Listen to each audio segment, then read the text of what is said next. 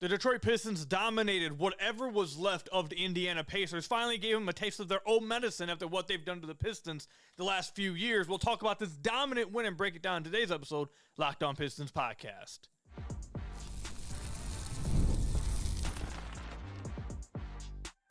You are Locked On Pistons, your daily Detroit Pistons podcast, part of the Locked On Podcast Network, your team every day. What's the deal? Welcome back to another episode of the Locked On Pistons podcast. Per usual, I am your host, Khahil. I've been covering the Detroit Pistons for the last 4 years, being a credential media member over the last 3 years. And I appreciate all of you guys who make Locked On Pistons your first listen of every single day. We're free and available on all your podcast platforms. If you haven't already, head to the YouTube channel at Locked On Pistons. Hit that subscribe button or leave us a 5-star review on whatever podcast platform you're listening to this on. That's another great way to support the podcast. And today's episode is brought to you by FanDuel. Before tip-off, check the FanDuel app and see what's dropping during NBA Happy Hour every Friday from 6 to 7:30 p.m. Eastern Time. Later on, we will discuss MPJ rumors continue on. They continue to get more and more and more, and even the odds are shifting in Detroit's favor. We'll talk about it all later. And then also, is Jaden Ivey unhappy right now? There's been a few things that have went on during the game, some things maybe outside the game. That is he just unhappy right now with his role and with his place on this team? We'll talk about it a little bit later. But let's go ahead and start with the Detroit Pistons' dominant win over the Indiana Pacers. And I want to start with saying I'm happy that we did not record a post-game episode after this game, because there was nothing that I could talk about for 30 minutes when it came to this game. This game, I didn't recognize half the players on the floor for the Pacers. I'm only half joking. I don't know who Talon Peter is. I don't know who Ethan Thompson is. I don't know who Quinnen Jackson, Cam Jones is. And these guys were playing legit minutes for the Pacers. The Pacers sat a ton of the players that everyone does know in an effort, it seems like, to clearly tank, which can you blame them at this point? They're not playing very well. Obviously, we all know that they're without Tyrese Halliburton. We know what this season is for them. But the point is that this was not – it didn't feel like this was an NBA team on the floor the Pistons were going against for 90% of the game. So for me to come on here and act like, oh, the Pistons just proved so much. I'm going to be real with you guys. They didn't prove much of anything. Nothing. There's not much to take away from this game because of just how large the talent gap was in this game. The Pistons won 121-78. There was a real question there whether the Pacers were even going to reach 70 points in this game. Now, it helps the Detroit Pistons defensive rating. They are now second. They're still second in defensive rating, but over the last 5 games, they are first in defensive rating. Over the last 10 games, they're first in defensive rating. In the last 20 games, they're first in defensive rating. I'm sure this helped. Over the last 5 games, listen to this. The last 5 games, their defensive rating is 94.9. That is absurd. Absurd. The real takeaways that I was wanting to see from a game like this, I think you kind of got some of it. But not, the real things that I wanted to see from this game was, okay, it's becoming a blowout. Can they get some guys that maybe aren't playing up to their standard, that maybe haven't played well recently? Can they use this game as like a pick-me-up? Can they use this game as they see the ball go through the basket, you get the ball in their hands, let them see some good things happen, now their confidence is back. Asar only played 15 minutes, but I thought he played really well in those 15 minutes. It was good to see him play. They actually put the ball in his hands a little bit more in this game, which was cool to see.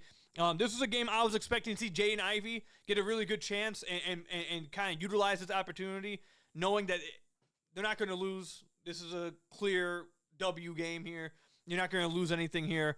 Just go out there and play your way. And Ivey played 21 minutes, but it didn't feel like he was. We'll talk about him a little bit later. But he was 2 of 7, didn't play very well. But also, it just felt like watching, he was kind of. I don't want to suggest he was checked out. It just felt like he. We'll talk about it later. But he didn't take advantage of the opportunity, I thought. The real people that maybe used this chance the best was like a Marcus Sasser, who came in and scored 9 points in his 12 minutes of action. He got stuff done. A guy like Paul Reed gets a chance at the end of the game to come in and have a good game. Dennis Jenkins. Karis LeVert continued to play really, I thought, pretty poorly. But, again, a guy like him who's been playing pretty poorly, can you get him to see the ball go in the basket, have some good reps? Outside of that, there really wasn't much else to take away from this game. Cade only had to play 21 minutes. Duren only had to play 22 minutes. Duncan Robinson, 22 minutes. Javonte Green played 19 minutes. Javonte, by the way, got issued an apology to him on the last podcast, and a lot of you guys called me out on this, and rightfully so. I said at the end of the podcast that I felt like that Javonte Green is a good player to be your 10th, 11th guy, but not someone you want out there as your consistent 20-minute getter in a consistent rotation every single night. You should just want him to be like your first guy in case someone gets hurt or, someone fouls out, gets in foul trouble, whatever. He's the first guy that comes into the game and you're feeling good kind of thing. He shut me up in this game. I mean, he's played really well all year. If you want to hear my full thoughts on why that was, I won't rehash them all here. You can listen to the last podcast. But either way, I mean, he played so well that, hearing someone say that does sound pretty dumb at any point. He hit 4 threes. When he hits that many threes, he's shooting 34% of the season. If he's going to hit 4 threes, I mean, it's going to look a lot better. But Javonte played really well and made my statement last game look pretty dumb. You want to see some funny stats here. Plus 40 was Duncan Robinson. Plus 30 was Jalen Duren. Plus 31 was Cade Cunningham. Plus 29 was Asar Thompson. Plus 18 was Ron Holland. Plus 20 was Isaiah Stewart. That's not even the funniest one. The funniest one is the fact that Karis LeVert, despite the Pistons winning, was by 43, 88, 98, 108, 108. Yeah, 43 points.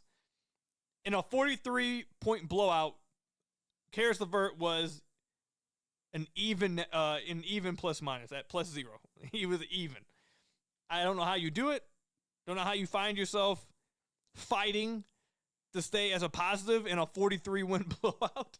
And if you ask some people that watch the game, they might tell you that kind of matches the eye test a little bit. But outside of that, the big takeaways, I guess, is that the Pistons built a 4.5-game lead over the second-seeded Boston Celtics, who they will get to play tomorrow. I'm recording this Sunday night. They will get to play tomorrow on Martin Luther King Day, which will be a super good game, I think.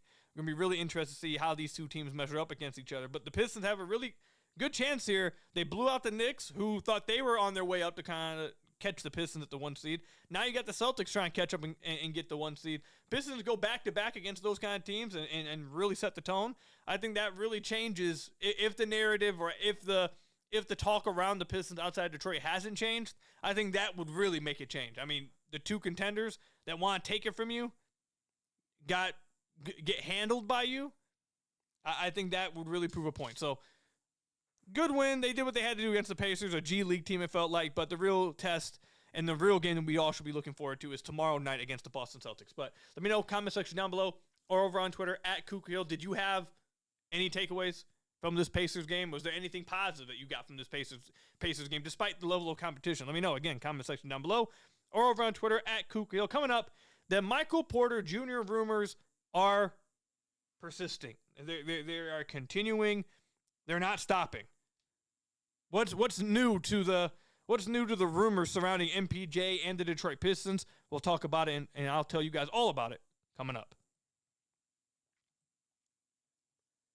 Today's episode is brought to you by FanDuel. Fridays already feel different during basketball season. FanDuel is making them even better. Every Friday night before the games tip off, FanDuel gives fans a new way to kick off the weekend with NBA Happy Hour. NBA Happy Hour is your official pregame and limited time window when special offers drop right inside the FanDuel app before the action starts. Fridays from 6 to 7:30 Eastern have become appointment viewing with NBA Happy Hour. Opening the FanDuel app during NBA Happy Hour, my goodness, always brings something new, boosts, bonuses, and surprises. The timing is perfect right before the games, right before the weekend starts. It adds extra energy to Friday night basketball without overthinking. So before tip-off, check the FanDuel app and see what's dropping during NBA Happy Hour every Friday from 6 to 7:30 p.m. Eastern Time. A little basketball, a little action, and a whole lot of Friday energy. That's NBA Happy Hour only on FanDuel, the official sportsbook partner of the NBA. So I want to thank you guys again for making Locked On Pistons your first listen of every single day. We are free and available on all your podcast platforms. If you haven't already, head to the YouTube channel at Locked On Pistons. Hit that subscribe button or leave us a 5-star review. on whatever podcast platform you're listening to this on. That's another great way to support the podcast. And if you haven't already, go check out our new Everydayer Club program. Access to an ad-free audio feed for Locked On Pistons, compatible with Apple Podcasts, Spotify, and every other major podcast app. If you want to listen to Locked On Pistons every day without all the ads, check out the Everydayer Club. You also get an invite to the members-only Locked On Everyday Club Discord server, which includes a group chat just for Locked On Pistons listeners. You can hang out with the rest of the Locked On Pistons community, talk during games and off nights, talk about whatever you want, just have a sense of community. Check it out. And if you are a fan of another Locked On Sports channel, you can also join their Discord by going to I absolutely just lost it. LockedOnPodcast.com/Everydayer Club. Check it out over there. I was fumbling over a little bit there. Before we get into the MPJ stuff, let me know who you guys are going for in the playoffs right now in the NFL. We've had a lot of good playoff games. The only bad game was that New England Texans game. I mean, that was just disgusting to watch. Terrible. All the other games have been great, though. So let me know who you guys are going for. I'm going for one of the MC teams, either the Rams or the Bears. I like Caleb Williams. Obviously, number 9 has always been my quarterback. So those are the teams I'm going for. Let me know who you guys are rooting for. All right, let's talk about MPJ.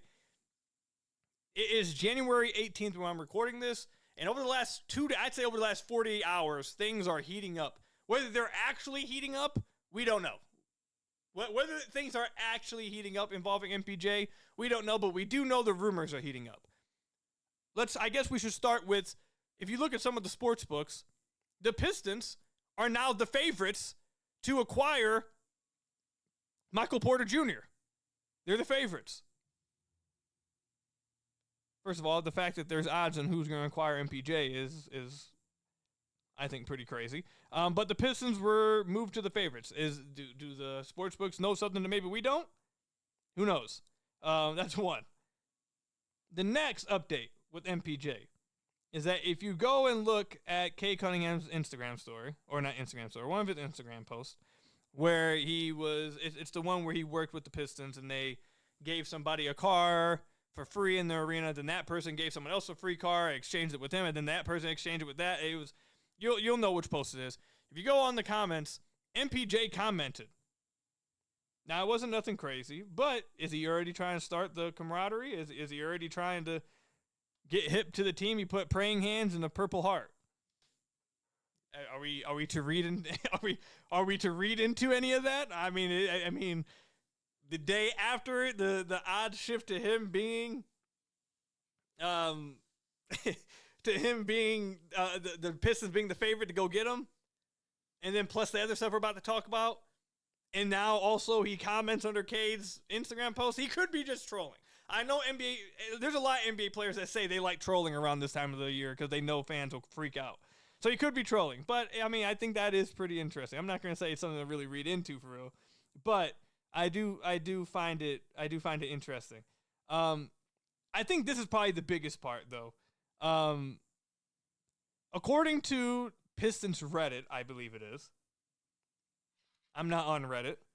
I stay away from that Pistons. That Reddit is a cesspool. That's how I look at it. That's how I think about it. The reason why I bring it up is because someone apparently, one of their top 1%, I believe is one of their top 1% contributors, said that they were at the game and someone saw saw Brooklyn Nets scouts at the game. That they saw Michael Porter, or why do I keep saying Michael Porter Jr.? They saw Brooklyn Nets scouts at the Pistons game against the Pacers. Multiple of them. Now, I would say that I don't see a reason for this person to lie about that. It would make sense. Teams send scouts to other teams, especially other teams' games, especially if they're interested in one of their players, or they could potentially be talking about trades. I mean, that happens all the time. So I'm not going to say and act like that's the craziest thing of all time. I want to get the exact post in front of me so I can actually read exactly what they said. All right, so this post said, was at the game today and noticed a pretty large group of Brooklyn Nets scouts, around 5 of them, all sitting together in the same row in section 101. I walked up to them and during a break and jokingly said, thanks for MPJ. One of the guys laughed and replied, hopefully they didn't make us fly here for nothing. As soon as he said that, a couple of the other guys with him looked visibly annoyed, like he wasn't supposed to say that out loud. People are trying to figure out whether this is true or not. Again, I don't see a reason for this person to lie, especially if it's someone who he goes on to say that he's been a part of the community for a very long time and he doesn't have no reason to lie, blah, blah, blah.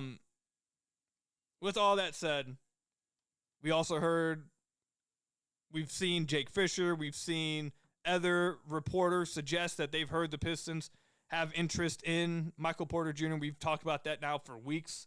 Michael Porter Jr. has been my main target for the Detroit Pistons to go after for, I feel like, months. And as we get closer to the deadline, I think you're going to hear more and more about this. I think the Pistons, my package has not changed. I would be willing to give up a singular pick for MPJ. I mean, he's playing like an all-star. He's probably going to be an all-star this year.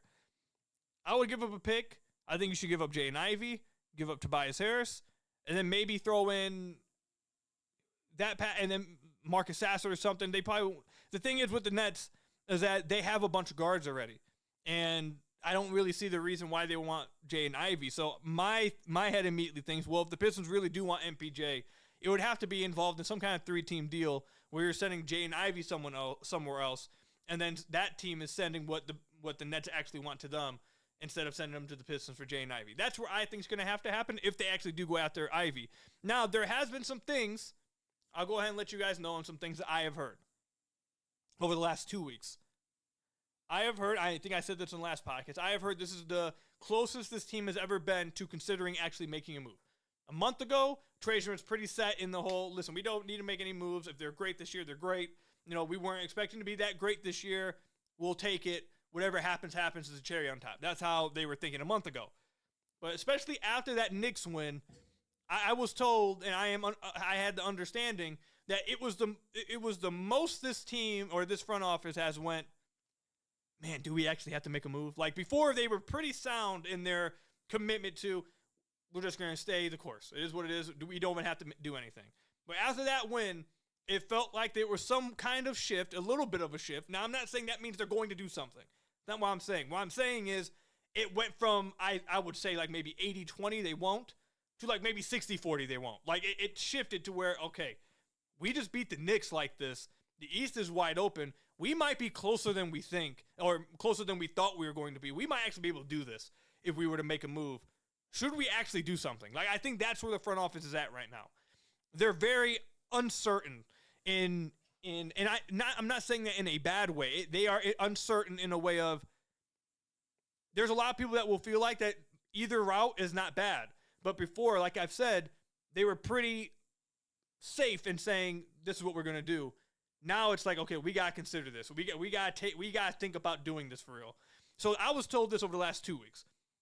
The other thing that I have heard over the last few weeks is that the Pistons do have, there are some in the organization that are willing to move off of multiple picks if they were to make a move. If they were to decide to make a bigger move, like MPJ is a big move. That qualifies as a big move. If they were willing to do that, I have heard over the last few weeks they would be there are some people in the organization that are willing to part with multiple firsts because they expect these first round picks to be at the end of the draft now. They expect this team to be really good. Now, again, doesn't mean they 100% are going to. There is still a one. Again, it's a what do they call it? A push-pull, whatever. I forget the saying. They're undecided because there is part of the front office, I'm sure Trajan, that thinks we just finally got a hold of our first-round picks. Do we really want to lose the ability to control them 1 year after we finally got control of them? But then there's also another side of the front office that's like, true, but we could go to the finals if we do this. Like, we could go to the finals, and this guy might really fit here. And I'm not saying that just about MPJ. I haven't heard that it's directly about MPJ. I've heard that it's just that the mindset of whether they would be willing to make something like that happen is changing a little bit. I still if I was being safe, if I was betting money and I was being safe, I would still bet on them being conservative and not making a move. That's just me being safe.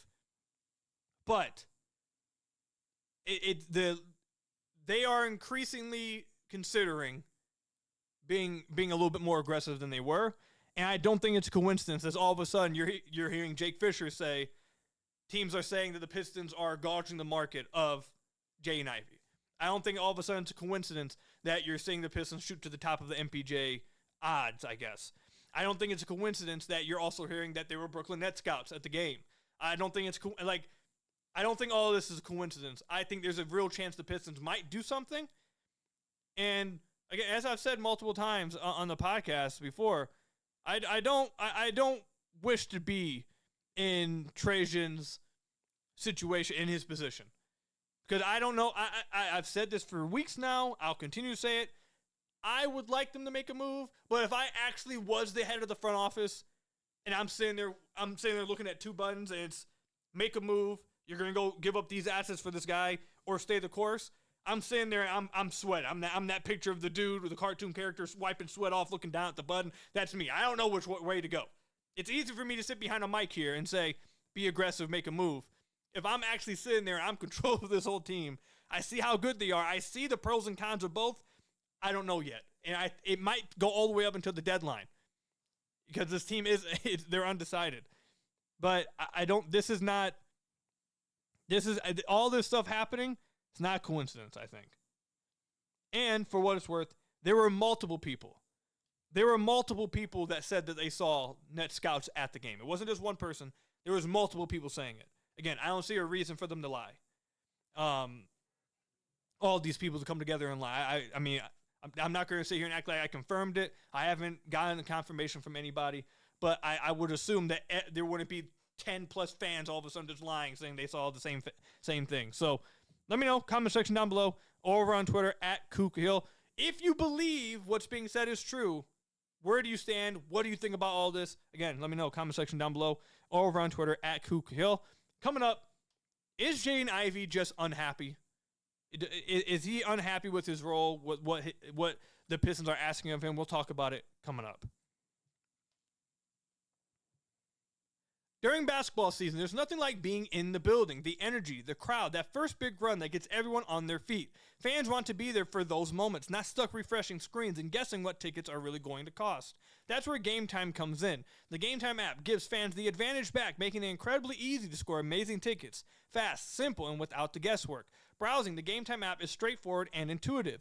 Finding tickets take just a few taps. Seeing the view from your seat before buying tickets makes choosing tickets easy and confident. Whether it's an NBA game or another live event, everything is right there in one place for you. Take the guesswork out of buying NBA tickets with Game Time. Download the Game Time app, create an account, and use code LOCKEDONNBA for $20 off your first purchase. Terms apply. Again, create an account and redeem code LOCKEDONNBA for $20 off with Game Time.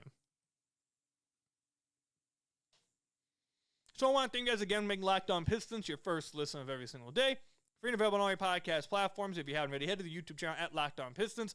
Hit that subscribe button or leave us a 5-star review on whatever podcast platform you're listening to this on. That's another great way to support the podcast. We're going to wrap it up talking about Jaden Ivey, who has become, I mean, he was pretty polarizing before, but he has become by far the most divisive, polarizing player. When I say that, it's not like I think most people understand what I'm saying. I'm not suggesting there's something, like, when you say polarizing, people are like, oh, something wrong with him? Is he doing something? No, there's nothing like that. Like, I think everyone understands what I mean when I say that. You bring him up, it's going to cause all kinds of conversation from all kinds of different areas of the fan base. People are very divided on Jaden Ivey. But what I want to talk about here is whether he is unhappy. In this game against the Indiana Pacers, obviously the Pistons blew them out. They just dominated them. And there was a few highlights throughout the game. And throughout the entire game, the Pistons bench was going crazy. Players on the court for their teammates were going crazy. There was a bunch of celebrating. There was a lot of happy smiles. There was a lot of people cheering on each other. Except it was noticeable one player didn't seem very into it and kind of fell out of it. And that was Jaden Ivey. There's a few situations like the highlight going around where Ron Holland gets that posterizer dunk. Everyone reacts, and Jaden Ivey just sits on the bench, kind of straight face, doesn't react, doesn't move. Okay, whatever. At the end of the game, when he was subbed out, everyone's coming to him, or not coming to him. They're waiting for him to come to the bench, and they're giving him like a dap. They're trying to dap him up, and he's kind of just speed walking through it. And then he goes and sits all the way at the end of the bench with, I think, 2 seats between him and Duncan Robinson. Sits all the way by himself at the end of the bench, and he doesn't move from there. Like, you're watching the games, he's not moving. There's a few screenshots going around of the Pistons bench, of them celebrating multiple times throughout the game, and he's at the end of the bench just sitting there, not reacting, kind of just by himself, all the way at the end by himself. What I want to say is this, because I know that the initial response from people who love Ivy, Ivy fan club, is going to be, we're really hyper-analyzing a dude's reactions during the game, blah, blah, you guys really hate him. And I will say this in response to that. I would not be coming on this podcast discussing this if it was just about that one game. I would not come on this podcast and talk about whether Ivy is unhappy, whether his body language is signaling whether he's unhappy, if it was just about that game. If it was just about stuff we were seeing on TV in that game. If it wasn't something that I was hearing was happening outside of that. If it wasn't something I was hearing that other people are noticing in the building outside of games. Because I'll tell you right now, it is. Now, to what degree, I don't have all that. But I have heard over the last 2 weeks that there are people who have noticed that he is not the same. He has not been, again, outside of games, media room, in the pressers, before the games, practices, at shoot-around, all of it. I have heard over the last 2 weeks from some people around the organization that he has not been as this. It's been clear that he doesn't seem fully happy. There's something that he's not super happy about, and that he's kind of wearing it on his body language. I mean, you look at some of the pressers, I feel like you can see it. You see how he's been reacting, or not reacting. Let me not say that, because that makes it sound a little bit more serious than it is. You see his body language during games. I feel like you can see it. But again, like I said, I would not be coming on here talking about a player's happiness just based off of a body language thing we saw on TV for a quick second. That wouldn't be fair to him. I'm doing this because I'm talking about this because I have heard now, along with this, it kind of felt like it came to a head because now all the fans are talking about it.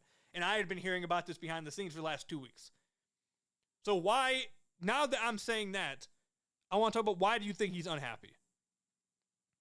One, I think it's very clear. He's not happy with the role he has. He is a 5th overall pick, splitting minutes. Let's just be real about his situation. He is a 5th overall pick that is currently splitting minutes with a 2-way player in Dennis Jenkins and a veteran in Karis LeVert and a second round or a near second round pick in Marcus Sasser. He is coming off the bench for an older guy in Duncan Robinson that was just acquired this past offseason. He misses the first half of the season where they're playing extremely well, and he has to sit back and watch everyone play well again. And now, I'm not sure if he was guaranteed this starting spot coming into the year. I'm not sure. But I'm assuming he thought he was going to be a starter coming into the year. Now, what appeared to be, okay, we're going to get a chance. I'm going to start. I'm going to get my chance. I'm going to go out and ball out. You know, I'm going to prove this is a contract year. I'm going to get my money. We're going to win because of me. Like, I'm going to be a big part of it. By all that stuff coming into the year. And just like that, Duncan starts. They play extremely well. He comes back from injury. And it's very clear he's not coming back to the starting lineup. JB Bickerstaff has talked about this. He has been asked numerous times at practices, after games, and every single one of his answers have been very clear when you read it between the lines. Hey, he has a role. We want him to really perfect this role. We want him to he's playing well, buying into this role. We're happy with what he's doing. He's been very clear in avoiding the whole, is he going to play more? Or is he going to be a starter? Or, all that talk. He's not playing very many fourth quarter minutes. They went with Chaz Lanier for the entire fourth quarter in a game against the Bulls. They did it with Dennis a few nights ago. This game against the Pacers, he only plays 20 minutes. Doesn't play well, but again, he felt his body language kind of felt like he was kind of upset. So you got this 5th overall pick that is in a contract year trying to get paid. came into the year thinking that this was his starting job and he was about to be this big contributor to a team that's winning and finally get his spot back just to lose it before he even had it. Now he knows, he's aware. He comes back from injury maybe thinking, okay, I'm just give me a few games. I'm going to get my starting spot back. I'm going to play deep into the fourth quarter. I'm going to be one of these guys. And now it's pretty clear. It's been made clear to everybody, which I think is real. I think this part is what's made it elevated and people start noticing over the last week and a half from what I've behind the scenes. I think this part is what made it clear, or made it come to a head a little bit, I guess, is the better way to saying it. It's been made clear he's not coming back to the starting lineup. Like that's been made clear to him. Before, maybe he was under the, I'm on a minutes restriction. Once I get my legs underneath me, I'm going to get warmed up and I'm going to come back. I'm going to get my spot back. It's been made clear to him now the last few weeks that this is his role. His role is to come off the bench. His role is to back up Duncan Robinson. And there's times where JB is going to play someone else more than him off the bench. There's going to be times where Marcus Sasser may play. There's going to be times where he may choose Dennis over him. There may be times where he chooses Karras over him. I think it's starting to sink into him, and that he's realized that, again, this is not Khahil. Don't be mad at me because I'm just saying what it is. This is not Khahil. But it's becoming clear to him, I think. He's realized that he's not being treated at the same level of Cade, Duren, and Asar, where they're guaranteed, they can struggle, but they're going to have a baseline of minutes. They can struggle, but they're going to have a baseline of a role responsibility because the team believes in them, and the coaching staff has a lot of belief in them, and even when they struggle, they want them to play. It's been made clear to Ivey by actions. I don't know if they've just said it straight up to him behind the scenes. I'm assuming they've had talks about it, but I'm sure the actions have spoken louder to him than anything that could be said to him. Is that if he doesn't have a good game, they will go to someone else. If he's not having a good game, they'll play Dennis. If he's not having a great game, they'll go to Sasser. They'll go to Karras. That's happened multiple times. So I think this is a guy who, again, and someone who he spoke about coming into the year, that he dealt with a lot of, it was really tough on his mental trying to recover from injury, having to watch everyone succeed, having to watch the team play well without him, and knowing that he just was gone and he couldn't do anything about it, and he was happy to finally get back. Then he gets another injury, and this one really takes away his starting spot. This one really seems to have bumped him down the totem pole. So now I don't think he's playing as well. He's not beating guys off the dribble as nearly as much. I'm sure that's affecting him a little bit, that he doesn't, either whether you want to believe it's mental in the half court or if he's just lost a bit of speed, I'm sure that's affecting him, that he's not beating guys off the dribble as he normally was. And he's had his role reduced, and he doesn't see a future where his starting spot's coming back to him. And the coach is playing second rounders or near second rounders and two-way guys and veterans over him. And he's not playing barely any fourth. All of this, I'm sure, is coming to him, and he's like, look, man, I was a 5th overall pick. I'm in a contract year. I'm not here to just be along for the ride. I'm not suggesting that he's not a team player, that he's actively, I'm not trying to suggest that he's rooting for guys' downfall. I think this is kind of human nature for a lot of guys in this situation. It's not that he hates his teammates or he doesn't like the guys. It's none of that. It's the simple fact, and again, human nature of, I'm a 5th overall pick. I am trying to get paid. I'm in my contract year. I know this is a big year for me, and you're telling me that I have a role that's this? You're telling me that in a contract year when I'm trying to get paid, you're telling me this is what I am? You're telling me this is what I have to do all year? This is what you guys think of me? This is what I'm going to, how am I going to be able to prove that I'm worth this in the offseason? How am I going to be able to prove that what I want is deserving? I think that's what's happening. And again, I don't necessarily think it's crazy of him to feel that way. I don't think it's now, would I like it? Do I like it that he's maybe wearing it on his, the phrase is wearing it on his face, but he's wearing it on his body so clearly during games at times and the pressers? Probably not. Probably wouldn't probably would kind of hide it a little bit more. But him having that feeling, I don't think is out of bounds. I don't think it's crazy, but I guess my final takeaway would be from it is that I do think it's time for Ivey and the Pistons to separate. I think it's time for them to move their different ways. Now, Jake Fisher has reported that the Pistons are gauging his trade market. I have heard behind the scenes that they are also doing that. I think it's time for both parties to go their separate ways. There's not a future where Jaden Ivey's getting a starting spot back this year. And there's a future where the Pistons don't really want to pay him that much in the offseason with what's going on. And JB loves Caris. Like, it is what it is. He loves Caris. And he's really been a fan of, it seems like at times, playing other guys over Ivey when he's not playing well. So it's just like, I think what's best for both parties at this point is to separate and find a new home for Ivey and allow him to try to reach where he wants to be somewhere else. I don't see that pathway for him here. And I think that's the biggest thing for him, for why he's for why it seems like, and from what I'm told, it's showing behind the scenes as well, that he's not the happiest. I'm not claiming that he's behind the scenes making a ruckus. That's not what I'm claiming at all. Don't misquote me. It's just the energy has been noticeable that he's just not as happy. He's just, you want to call it depressed, you can call it, I guess, you can call it like, that he's just not as happy. I mean, I guess that's the only way I can really put it. So let me know, comment section down below, or over on Twitter at Khahil. What do you guys think about Jaden Ivey's situation? What do you think that should happen here? Let me know, comment section down below, or over on Twitter at Khahil. That's all I've got for you guys today. Thank you guys for making Locked On Pistons your first listen of every single day, free and available on all your podcast platforms. Hit that subscribe button to the YouTube channel. Leave us a 5-star review, whatever podcast platform you're listening to us on. And until next time, I'll see you guys later. Stay safe out there, and peace out, everybody.